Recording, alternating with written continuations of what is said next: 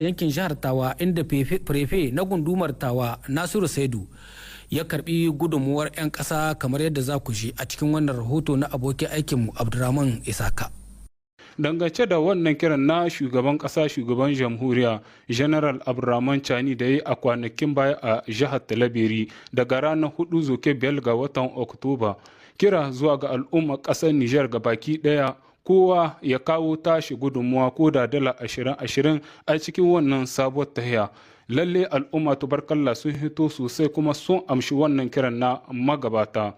A wurin bikin karɓar wannan gudunmuwa an samu halartar hukumomi na bariki da na gargajiya na wannan yankin. Akwai wakilin mai martaba sarkin Bambai, wakilan jama'an tsaro daban-daban da kuma magatakarda na shugaban gunduma Tawa. Lokacin soma kaddamar da karɓar waɗannan kuɗaɗen da jama'a sun ka tara, shugaban gunduma Tawa Saidu Mamman Nasiru ya yi nashi jawabi da kan godiya zuwa ga al'umma kam haka.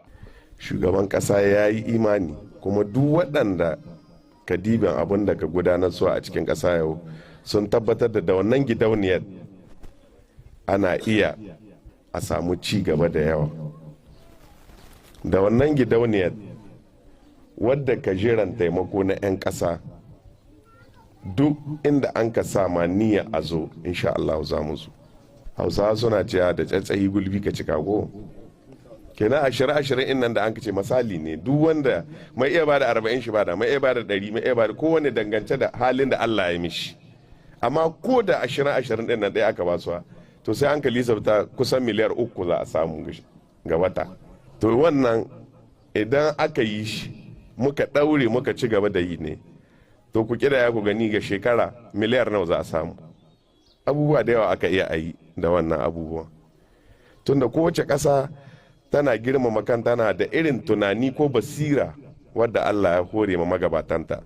Kenan ci gaba da ba da irin wannan taimako a cikin kowace karkara a cikin kowane gari abu ne wanda zai kawo sakamako mai alheri sosai a cikin ƙasarmu.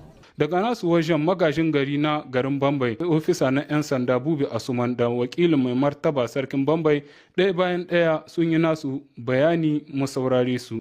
Alhamdulillah ina ma kowa da kowa barka da zuwa kuma ina ma kowa fatan Allah ya sa a kare wannan dan bukin lami lahiya a kare shi kowa ya ta gidan shi lami lahiya haka muke fata ga sarki Allah. Da kishin ƙasa na ya kamu nan shi ya kamu wanga hili na yau na masarautar Bambai saboda ɗan ƙasa shagwadi ɗan ƙasa shiki kuma ginin ƙasa ba na gwamnati bane ɗai.